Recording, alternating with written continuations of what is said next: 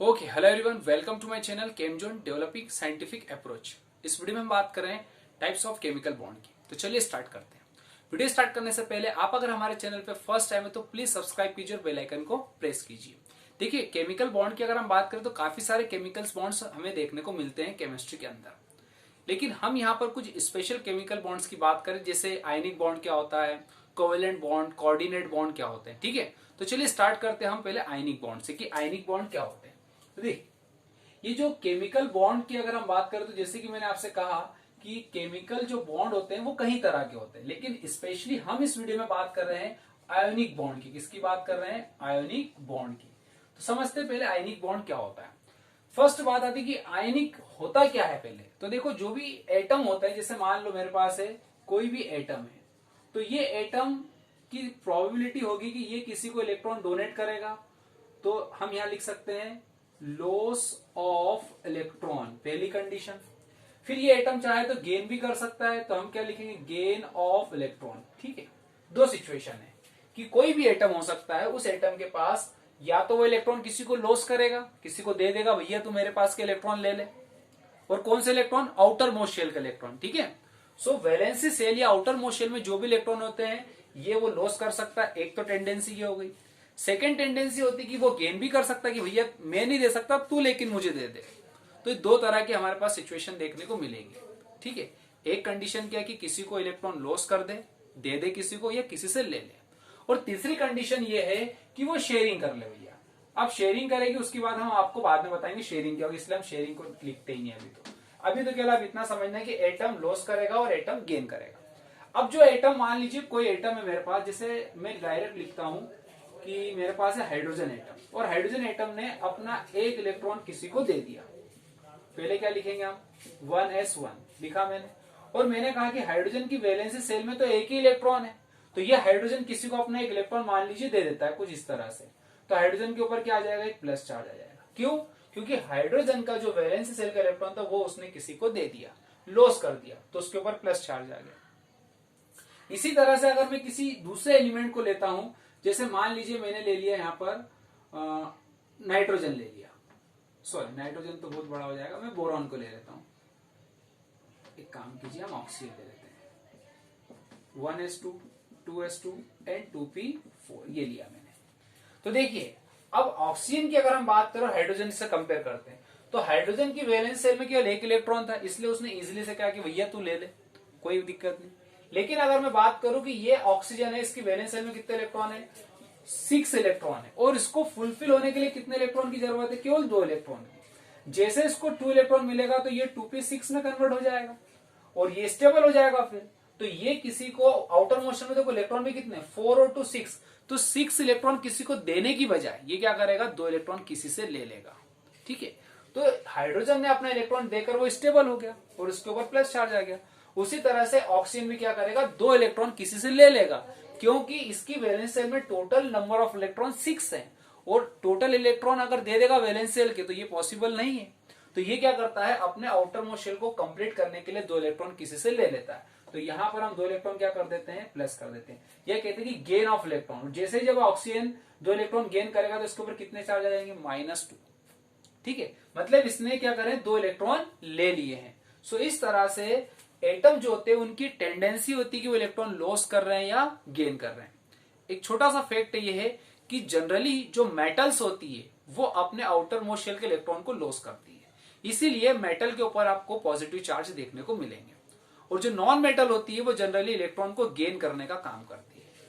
तो इस तरह से जो लॉस करते हैं उसके ऊपर पॉजिटिव चार्ज आता है, जो गेन करते हैं उसके ऊपर नेगेटिव चार्ज आता है। और इन्हीं चार्ज के बेसिस पर हम बात करते हैं आयन की। किसकी बात करते हैं? आयंस। तो ये आयंस क्या होते हैं? तो आयंस दो तरह के हो जाएंगे, या तो आयंस पॉजिटिव होगा या तो आयंस आपका नेगेटिव होगा। आयंस नेगेटिव कब होगा? जब वो अपने इलेक्ट्रॉन किसी को डोनेट करेगा तो उस पर पॉजिटिव चार्ज आएगा, और जब वो ले लेगा तो नेगेटिव चार्ज आएगा। सो इस तरह से हमें क्या देखने को मिलते हैं? आयंस देखने को मिलते हैं। तो ये तो आयन हो गया। अब आयनिक बॉन्ड, मतलब अब समझना कि आयनिक बॉन्ड भी क्यों कहा उन्होंने। अगर मैं कहूं कि एक मेरे पास पॉजिटिव और एक मेरे पास नेगेटिव, तो इनमें क्या अट्रैक्शन होगा कि रिपल्शन होगा? तो आप कहेंगे सर अट्रैक्शन होगा। तो सेम कंसेप्ट है कि जब अपोजिट चार्ज देखने को मिलेंगे तो उनमें क्या होगा? उनमें अट्रैक्शन होगा, क्योंकि अपोजिट चार्ज में हमेशा क्या होता है? अट्रैक्शन होता है। तो जो आयनिक जो बॉन्ड होता है उसमें क्या होते हैं, अपोजिट चार्ज देखने को मिलते हैं। एक एलिमेंट अपना इलेक्ट्रॉन डोनेट करता है और दूसरा एलिमेंट इलेक्ट्रॉन को गेन करता है। जो डोनेट करता है, जो दूसरा गेन करता है, इनके बीच में बॉन्डिंग देखने को मिलती है और इसी बॉन्डिंग को हम बोलते हैं आयनिक बॉन्ड। क्या बोलते हैं, आयनिक बॉन्ड। समझना, एक एग्जांपल लेता हूं NaCl का, तब आपको और क्लियर हो जाएगा। आयंस क्लियर हुआ कि एटम जो होता है उसकी टेंडेंसी होती है loss of electron, gain of electron. जब लॉस करता है तो उस पर पॉजिटिव चार्ज आ जाते हैं, जब गेन करते हैं तो नेगेटिव चार्ज आते हैं। और इलेक्ट्रॉन भी कौन से लॉस और गेन करते हैं, ओनली आउटर मोस्ट शेल के। ठीक है, अब बात आती है कि आयनिक बॉन्ड बनता कैसे। समझना, एग्जांपल बहुत ही सटीक है मेरे पास। हम लेते हैं NaCl। ठीक है, NaCl के अंदर हम पहले तो Na की बात करते हैं। Na का एटॉमिक नंबर होता है 11 और इसका जब हम इलेक्ट्रॉनिक कॉन्फ़िगरेशन लिखते हैं तो 1s2 2s2 एंड 2p6 और 3s1। ये कुछ इस तरह से। अब बात आती है कि देखो ये वाली सेल फुलफिल है, कोई डाउट नहीं। इस वाले सेल की बात करें तो फुलफिल है, लेकिन आउटर मोस्ट शेल में एक इलेक्ट्रॉन की नीड है। लेकिन एक नहीं कह सकते क्योंकि इसके बाद 3s आए तो 3p भी आएगा। तो ये क्या करेगा, इस वाले इलेक्ट्रॉन को किसी को लॉस कर देगा। तो जब ये एक इलेक्ट्रॉन किसी को दे देगा तो सोडियम के ऊपर क्या आ जाएगा, एक प्लस चार्ज इजीली से आ जाएगा। अब हम बात लेते हैं Cl की। Cl की अगर हम बात करें तो 17 इसका एटॉमिक नंबर है, 1s2 2s2 2p6 3s2 and 3p5। समझना कि ये तो फुलफिल है, ये वाली सेल भी इसकी क्या फुलफिल है, ये भी फुलफिल है। लेकिन इस वाली सेल की बात करो तो इसको फुलफिल होने के लिए केवल ये कहेगी only required 1 electron. Cl atom की अगर मैं बात करूं तो इसको कंप्लीट होने के लिए केवल एक इलेक्ट्रॉन चाहिए। तो सोडियम क्या करता है, अपने वैलेंसी सेल का एक इलेक्ट्रॉन रिलीज कर देता है, जिससे सोडियम पर एक प्लस चार्ज आ जाता है। और देखो 10 11 इसका एटॉमिक नंबर 11 था और एक इलेक्ट्रॉन देगा, अब कितना बचा, तो 10 बचा। तो सोडियम पर प्लस चार्ज है, इसका मतलब इलेक्ट्रॉन कम हुए हैं। ठीक है, और Cl के एटॉमिक नंबर कितना था, 17।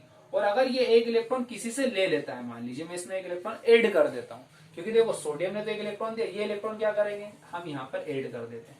और जैसे एक इलेक्ट्रॉन ऐड करेंगे तो Cl का जो एटॉमिक नंबर था वो 17 की जगह क्या हो जाएगा, 18। और Cl पे क्या आ जाएगा, एक नेगेटिव चार्ज आ जाएगा। सो ये नेगेटिव चार्ज और पॉजिटिव चार्ज दोनों कैसे हो गए, अपोजिट हो गए। तो अगर मैं कहूं कि सोडियम पर पॉजिटिव चार्ज और Cl पर क्या नेगेटिव चार्ज, तो अपोजिट चार्ज हो गए। और अपोजिट चार्ज में क्या देखने को मिलेगा, आपको अट्रैक्शन देखने को मिलेगा। तो NaCl के बीच में आपको क्या मिल जाएगी, एक बॉन्डिंग देखने को मिल जाएगी। एक और बात समझना, NaCl के बीच में आपने बॉन्डिंग तो देख ली। अब बात आती है कि ये बॉन्डिंग होने से फायदा क्या हुआ सर।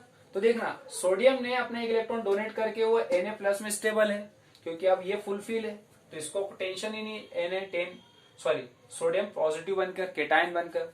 लेकिन अगर हम Cl की बात करें तो Cl ने भी क्या करा, ये जो इलेक्ट्रॉन इसने डोनेट करा था उसी इलेक्ट्रॉन को इसने क्या करा, Cl ने, कि भैया मुझे दे दे तू। तो Na पर पॉजिटिव और Cl पर नेगेटिव क्यों आए, क्योंकि सोडियम ने तो इलेक्ट्रॉन दिया है और Cl ने क्या करा, इलेक्ट्रॉन गेन किया। सो इन दोनों पर अपोजिट चार्ज डेवलप हुए और अपोजिट चार्ज की वजह से इनमें बॉन्ड देखने को मिला। और अपोजिट चार्ज को हम कहते हैं आयंस। क्या कहते हैं, आयंस। आयंस का मतलब पॉजिटिव और नेगेटिव, दोनों डिफरेंट आयंस है, दोनों के बीच में अट्रैक्शन हुआ और एक बॉन्ड बन गया। उस बॉन्ड को हम कहते हैं आयोनिक बॉन्ड। अब बात आती है कि आयनिक बॉन्ड का एक और नाम होता है, एक इलेक्ट्रोवेलेंट बॉन्ड। क्या नाम होता है, इलेक्ट्रोवेलेंट बॉन्ड। अब इलेक्ट्रोवेलेंट बॉन्ड क्यों कहा, क्योंकि भैया इसमें पार्टिसिपेट कौन कर रहा है, इलेक्ट्रॉन पार्टिसिपेट कर। देखो ये इलेक्ट्रॉन लॉस हो रहा है, ये इलेक्ट्रॉन यहाँ पर गेन हो रहा है। तो नंबर ऑफ इलेक्ट्रॉन पार्टिसिपेट करते हैं बेसिकली आयनिक बॉन्ड को फॉर्मेशन में। तो इसे आयनिक बॉन्ड के नाम से तो जानते हैं, एज वेल एज इसको हम किसके नाम से जानते हैं, इलेक्ट्रोवेलेंट बॉन्ड के नाम से भी जानते हैं। ठीक है, अब समझना कि जिसने इलेक्ट्रॉन दिया तो उसने पॉजिटिव चार्ज बियर कर, जिसने इलेक्ट्रॉन गेन किया उसके ऊपर नेगेटिव चार्ज बियर हुआ। सो जो गेन कर रहा है वो क्या है। तो जब हम आयनिक बॉन्ड की बात करते हैं तो बेटा ये भी ध्यान रखना आप कि आयोनिक जो बॉन्ड होता है, इस आयनिक बॉन्ड को बनाने के लिए हमें रिक्वायरमेंट होती है एक मेटल की और second non metal. One metal और अदर इज नॉन मेटल, तब जाके हमारा आयनिक बॉन्ड बनता है। तो सोडियम क्या हमारा मेटल है क्योंकि वो इजीली से इलेक्ट्रॉन लॉस कर रहा है, और Cl क्या हमारा नॉन मेटल है तो इजीली से इलेक्ट्रॉन गेन कर रहे हैं।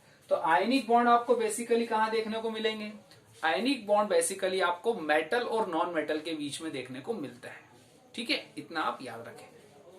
आप चाहो तो इसको भी राइट कर लीजिए।